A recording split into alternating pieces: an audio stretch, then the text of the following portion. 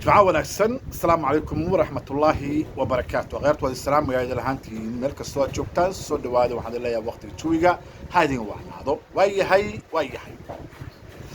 مدعونا جمهور الفدرالية الصومالية حسن الشيخ وحو شيغي وحو يري أرقق السادة مكا أرقق السادة أهل منهن قرابة منهن صاحب منهن وحنا قد نحيو هبا يراتي مجرت أيوه ويا هي وكو هذا بقى wuxuu yiri qofkii argagixisada u adeega ama xiriir la sameeya ama wada hadal la sameeya waa dambiile waana la mid okay taas waan qaadanay waa sax laakiin madaxweynaha hal su'aal ayaan rabaa inaan weydiiyo madaxweyne dadka warkaas leedahay ummadda Soomaaliyeed oo dhanba soo waa dadka maatada ee shacabka ayaad warkaas yaani u wadaa warkaasi wuxuu egyahay marka dadka maatada oo masaakiinta inuu madaxweynaha la hadlayo laakiin dadka ama saraakiisha ama siyaasiyiinta ama xiriirka hayo ama horay xiriirka u soo qabtay dawladnimo inuu soo warkaasi quseyn ayuu ogtahay warkiisa waayo waxaan ognahay ama aan aragnay rag waaweyn oo dawladda ka tirsan inay cilaaqaad leeyihiin kooxda argagixisada waxaa arkaysaan waraysi daraad inay heedaan jecelahay wasiir hore arrimo dibadeed mar soo maray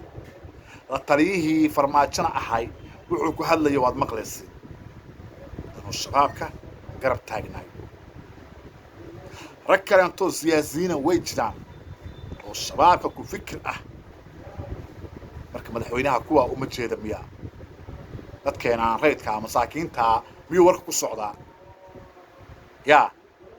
كوا شبابك يعني كفكرك أما بالله شقة يوم مدحوينها ميوسن أركن كوا سيار رأي وحلا يغبط وعكسي درر مدة كلامته كالفضي جهاد ودن ببرلمانك ما نلويته اللي بعنا دي دور إيدينا يجي واتحرق دي لو ده جاي وعندي سردونكا كينيا ayaa waxay sheegeen inay Kenya yani Nairobi meesha la yiraahdo inay yani kula kulmeen safiirka Ethiopia u fadhiyo dalka Kenya dawladii ayada laftigeedii warkaas war u eg ayay soo saartay oo waxay tii xildhibaanadii maalin loo tahadlayo oo horkacay Cabdisamad Macalin Maxamuud waxay xiriir dhow la leeyihiin dawladda safaaradda Ethiopia yiraahdeen ama dalka Ethiopia ama dawladda Ethiopia وحسنا واللوجة ده دولة وجدة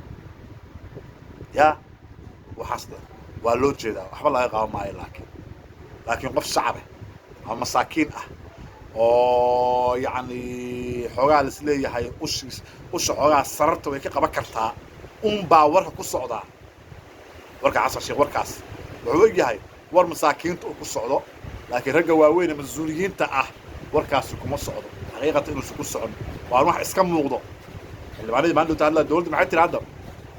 هذا الدولة وحنا خرشين إن حسنات الله يقعدهم لقونا إيديي إن هذا ربع الداعية وحنا كو إيديسي إن أي سفارة إثيوبيا أي ولا هذا الله قريب أو أين سميين قيانة قرن أي دولة كو إيديسي كواس وحنا ترى كالفضية الصوص صعدوا برلمانكا وإلا جهور استاجا حسنات الله يقعدها كواس ما دام ay galeen qiyaano qaran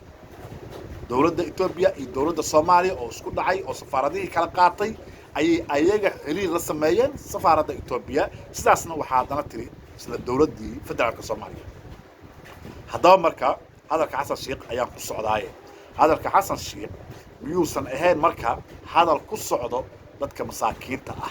dadka rayidka miyuusan ahayn dad kuwaan loo jeedo warkoodu cad yahay يا ميان واحد لا قبل كذا دولته يا ليش دولته حق قبل كذا كوا حالنا مركب مدحوين شعب كان مساكين تا هذا الفلو لو قول انت لسك دايو niman ka maanta masuuliyiinta sheeganayo xildhibaanada sheeganayo wax walba saraakiil iyo wax walba madaxda sida dadban ula shaqeynaya cadawga kuwa wax ka qabo kuwa marka hore wax ka qabo madaxweyne dadkan shacabkan reedka oo kuwa loo taliyo wixii rabaa laga samaysan karaaye laakiin kuwa kan cadowga yani u adeegayo madaxweyne kuwa tallaabaha laga qaado kuwa ayay ku habboon tahay in tallaabo laga qaado hadalkaadana halkaas ayuu ku habboon yahay in loo jeediyo marka kulitaba waxaa weeye madaxweynaha jamhuuriyadda federaalka soomaaliya waxaan leenahay mudane madaxweyne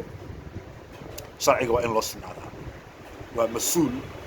iyo waa mid iska maskiin oo rayid ah sharciga ma kala laha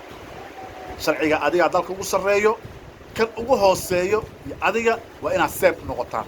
waa in sharciga loo wada sinaadaa haddii aan sharciga loo wada sineenna dee ninka awood badan ma laha ninka awood badan ma jiro waxa lagu kala awood badan yahay waxay tahay sharciga iyo nidaamka taa haddii laga soo tagane dee nin walbaa xanihiisuu fuulayaa nin walbaana qabiil iyo ilmaadeer iyo walaal iyo dad buu leeyahay laakiin waxaa la isku tixgelinayaa waxay tahay sharciga madaxweyne soo ma sharcigaas weeyaan waxa ummadda ka dhexeeyo ee laisku xukumi karo ee laisku qaban karo haddii kaa la waayo sharcigaa la waayo dee waxay noqonaysaa jahantaa furan ayay noqonaysaa oo cid xukumi kartaa ma jirto oo qof u dawladayn karaa ma jiro dawladnimada lagu sheegaa waxay tahay sistamka nidaamka sharciga kala dambaynta haddii intaa la waayo qof walbaana dee cid wuxuu rabo samaynaya cid qaban kartaa cid la hadli kartaana ma jirto marka sharciga madaxweyne waa in loo wada sinaadaa kuwa mas-uuliyiinta ama xilalka haya ama ragga xilalka hor usoo maray yani siyaasadda ku jira inuu sharciga qaban oo laakiin sharciga uu qabto kuwa masaakiinta ee jiracsan ee shacabka ah taasi ma aha nidaam sharci jiro oo shaqaynayana ma aha madaxweyne sharciga waa in dhammaan loo wada sinaadaa mid sare iyo mid hoosaba sharciga lagama weyn cid ka weyn sharciga ma jirto waa intaas in la wada qaataa madaxweyne عياري واحد الله يا مركز السلام يا وقت تشوفها هذه وعلى السلام عليكم ورحمة الله وبركاته.